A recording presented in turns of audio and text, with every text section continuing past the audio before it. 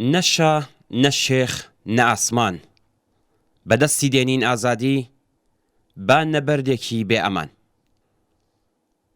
عەلی خامنەئی لە ساڵیادی مردنی خومەینیدا سەبارەت بە وتەکانی ڕەزا پەهلەوی کە ڕۆژێک بەرلەوە لەلایەن ڕاگەیەنەرە فارسی زمانەکانەوە و لە ئاستێکی بەربڵاودا بڵاو کرایەوە کاردانەوەی نیشاندا.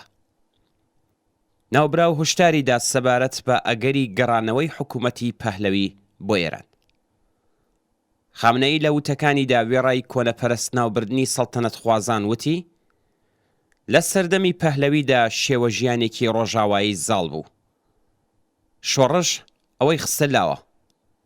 هەر کەس بەرەو فەرهەنگ و شێوە ژیانی ڕۆژاوایی بچێت کۆنەپەرستە. مەهێڵن وڵاتەکەتان بەرەو کۆنەپەرستی بڕوات.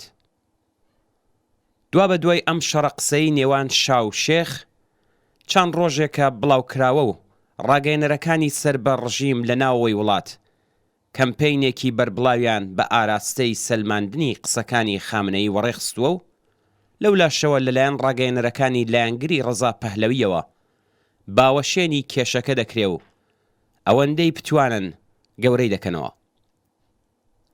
کێشمەکێشێکی کە لەم ڕۆژانەدا لە ڕاگەیەنەرەکاندا جددیتر و ئاشکراتر بووە لە ڕاستیدا ململانەی نێوان نظامی کۆن و لەسەر کارلابراوی سەڵتەنەتی و لایەنگرانی گەڕانەوەی ئەو نیزامە و حکوومەتی ئیسلامی ئێرانە.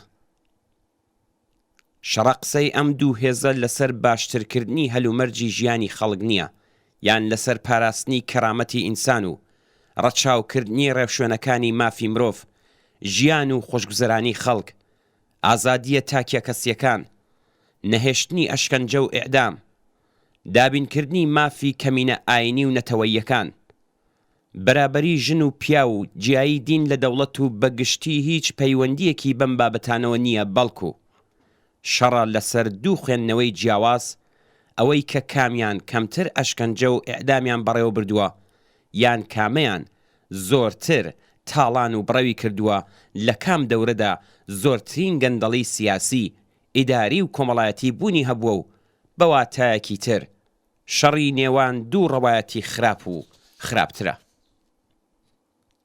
حکوومەتی ئیسلامی لە ماوەی 4 دەهەی ڕابردوودا بە جۆرێک کۆمەڵگەیان تووشی هەژاری ڕۆژڕەشی، سەرکوت و سەرەڕۆیی و گەندەڵی و داڕمانی کۆمەڵایەتی کردووە کە لایەنگرانی سەڵتەنەت ئەگەر چی دەزانن بۆچی زۆربەی هەرە زۆری خەڵک لە دژی دەسەڵاتی گەندەڵ و سەرەڕۆی پاشایەتی ڕاپەڕین و ئەوەش دەزانن کە ساواکی شا چ بەڵایەکیان بەسەر دژبەرانی سیاسی دەهێنا زۆر بە ئاشکرا دەڵێن ڕاستە گەندەڵ و سەرکوتگەر بوو، ڕاستە زیندانی سیاسی و ئەشکەنجە بوونی هەبوو، بەڵام گەندەڵی و سەرڕۆیی بەڕادەی سەردەمی کۆماری ئیسلامی نەبووە و هەر بۆیەش ئێمە خوازیاری گەڕانەوە بۆ 40 و چەند ساڵ لەوە پێش و زیندووکردنەوەی سەر لە نوێی نظامی سەڵتەنەتین.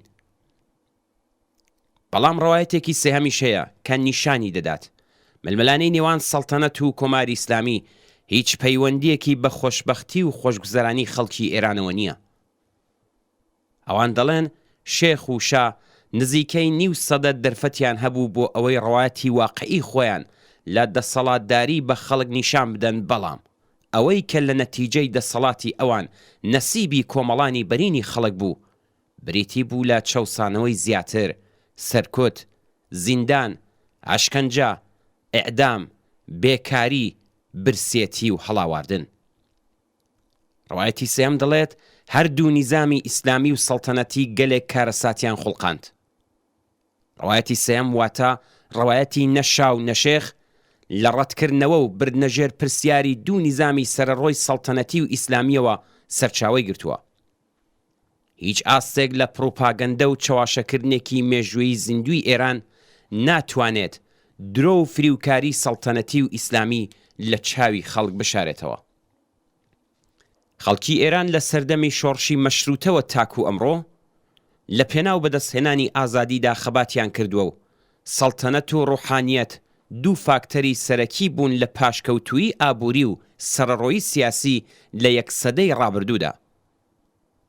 ڕوحانیەت و سەڵتەنەت لەم سەدەی ڕابردوودا دەست لە ناو دەستی یەک بەشداری چەوسانەوە و سەرکوتی چینی کرێکار بوون. وێکچوون و خاڵە هاوبەشەکانی نظامی سەڵتەنەتی و ئیسلامی حاشا هەڵنەگرا. خەڵکی شەریف و وشیار ئەزموونەکانی خەبات لە دژی نظامی سەڵتەنەتی و کۆماری ئیسلامی بە ئاراستەی دامەزراندنی نظامێکی سیاسی لەسەر بنەمای ئازادی و بەرابەری و خۆشگوزەرانی دەسەڵاتی جەماوەری بەکاردێنن و حسابی خۆیان لەگەڵ سەڵتەنەت و ڕوحانیەت وەک دوو هۆکار و سەرچاوەی هەژاری و بەشمەنیەتی خەڵک لە 100ی ڕابردوودا بۆ هەمیشە پاک دەکەن. خەبات و تێکۆشان لە پێناو جێگیرکردنی ئازادیە دموکراتیک و بێشەرت و مەرجەکان، دوورخستنەوەی ڕوحانیەت و دام و دەستگا ئاینیەکان لە فێرکردن و بارهێنان و هەروەها لە دەسەڵات و بەڕێوەبردنی وڵات، هەڵوەشانەوەی مەزهەبی ڕەسمی بە ڕەسمی ناسینی مافی دیاریکردنی چارەنووس بۆ نەتەوەکانی دانیشتووی ئێران، یەکسانی ژن و پیاو لە بنەماڵە و سەرجەم بوارە سیاسی و کۆمەڵایەتیەکان، یاسای دموکراتیکی کار، خوێندنی بەخۆڕایی لە گەشت ئاستەکان، بیمەی کۆمەڵایەتی تەواو و دابینکردنی خزمەتگوزاریەکی ئینسانی و شایستە بۆ پیر و بەساڵاتچوان و هیتر، وەڵامێکی ڕوون و لێبڕاوانەی جەماوەر دەبێت بە هەردوو نظامی سەرچاوەی مەینەتی و سەرڕۆیی سەڵتەنەتی و ئیسلامی و هەروەها هەنگاونانە بەرەو کۆمەڵگایەکی ئازاد و بەرابەر و تێر و تەسەل لە دوا ڕۆژدا.